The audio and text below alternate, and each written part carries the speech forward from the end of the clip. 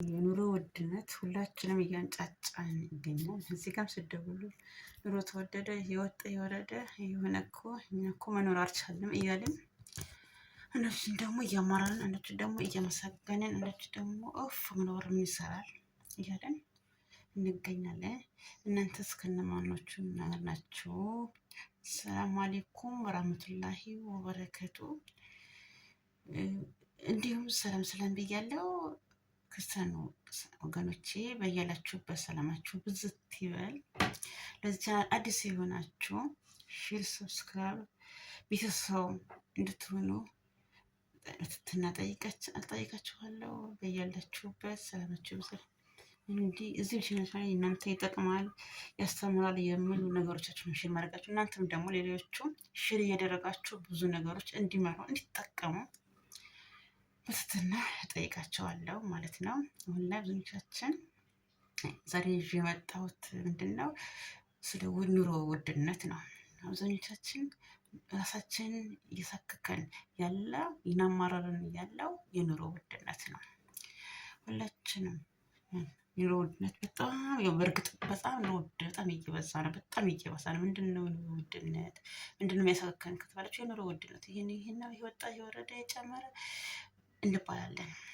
እናንተ ጥሩ ሰፈር ነው ያላችሁ፣ ጥሩ ሀገር ነው ያላችሁ፣ ኑሮ እንደዚህ ነው ወጣ ወረደ እንባላለን። እና ኑሮ ሳይሆን በሰዓት እንደኔ የተወደደብን ሰላም ነው። ሰላም ተማን የለውም፣ ዋጋ የለውም። ሰላም ዋጋ ምንድን ነው ከተላችሁ፣ ሰላም ዋጋ የለችም፣ ተማን የለውም፣ በዋጋ አይተማንም። አያችሁት? ምክንያቱም ሰላም አገር ሰላም በነበረችበት አገር የፈለግንበት ቦታ ሄደን ተራምደን ቀንም ማታም የፈለግነውን ሰርተን እንመጣለን። አሁን ላይ ግን ከአንዱ ሀገር ወደ አንዱ ሀገር መሄድ መራመድ አይቻልም። ከአንዱ ቦታ ወደ አንዱ ቦታ መንቀሳቀስ እንደፈለግን አይቻልም። ያን ደግሞ የኑሮ ውድነትን ከፍ እንዲሆን አደረገው። ያችሁት ሰላም የሁሉም ነገር መሰረት ነው። ያችሁት አሁን ላይ ኑሮም ወደደም ቀነሰም ከተባለ ከምንል አልሐምዱሊላህ ብለን ዱዓ እያደረግን ጸሎት እያደረግን በየቤታችን ጸሎት ብናደርግ የተሻለ የሚሆነው እንደኔ ማለት ነው። ሁሉም ሰው አንድ አይደለም። ምክንያቱም ሁሉም ነገር ሰላም ውስጥ ነው ያለ። ሁሉም ነገር ያለ ሰላም መኖር አይቻልም። ኑሮም ደስታም ሀዘንም ሰላም ውስጥ ነው። ሀዘን እንኳን ሀታ የሚያምረው በሰላም ውስጥ ነው። ሀዘናችሁም በሰላም ስታስተናግዱ ደስ የሚላችሁ በሰላም ውስጥ ነው። ያለዛ ሀዘኑ ትዝ አይለንም። ሰላም ከሌለ በዚህ ጋር የሆነ ነገር ጸብ ነገር ሲኖር ሀዘኑ እንኳን ትዝ አይላችሁም። አያችሁት?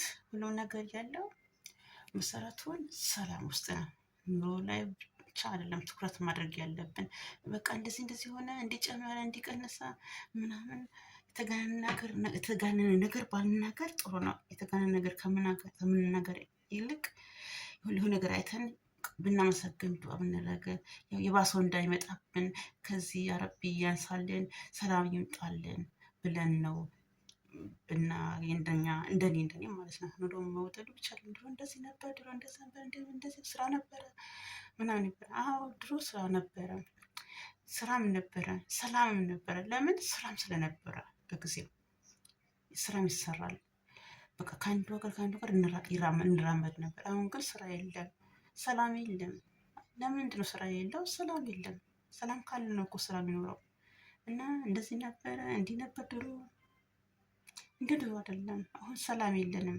አላህ ሰላም ያምጣልን ብለን ዱዓ ማድረግ እንደ አንዳንድ ደግሞ ማጋነንም የለብንም። ቀለል አድርገን ሰላም ያምጣልን ብለን በቃ አሁን ሰዓት ደግሞ ጊዜው ትንሽ ፈተና አጋጠመን። ይህችን ፈተና ደግሞ ሰላማችን አሳጣን። ስለዚህ ሁላችንም ትኩረታችን ሰላም ላይ አድርገን ዱዓ ብናረግ የተሻለ ነው ብዬ አስባለሁ። አጋጣሚ እንደኔ ሁላችንም አንድ አይደለንም።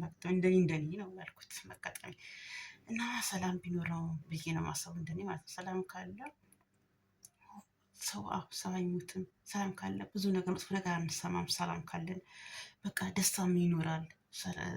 ያኔ በቃ ሁላችንም ማስቀደም ያለብን ሰላም ነው።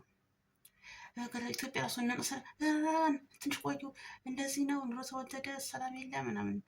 ኑሮ አይደለም ችግሩ፣ ሰላም ነው። ማናችንም ያችን አንዲት እንጀራ ሳንበላ አናድር። ማናችንም ለምንም ሆነ እንበላለን። ምንም መለመንም የሚቻለው ሰላም ሲኖር ነው። የሰላም ከሌለ አይቻልም። እሺ ትንሽ ቆይ ቆይ እንምጣ፣ እንደዚህ ነው እንዲህ ነው እንዲሸበር ነው እንዲህ ሰላም አይደለም ነው ብለው ነው የምንነገረ ማለት ነው።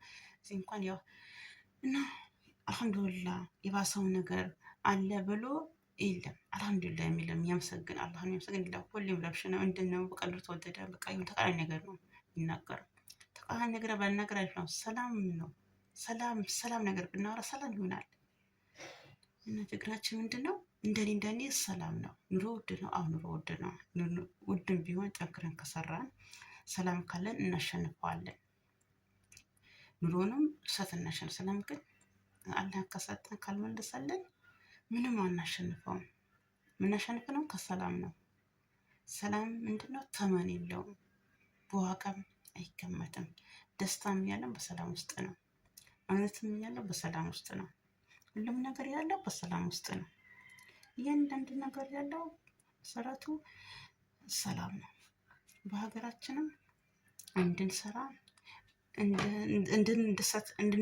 እንድንደሰት የሚያደርገን ሀገራችን ነው። ሰላም ነው የሚያድስ እና ሀገራችንም ሰላም ይሁን ብለን ዱዓ እያደረግን ብናደርግ ነው የሚሻለው። ባናገንን ይሻላል። እና ሰላማችሁ ብዝት ይበል እና ሰብስክራይብ እንዳትረሱ።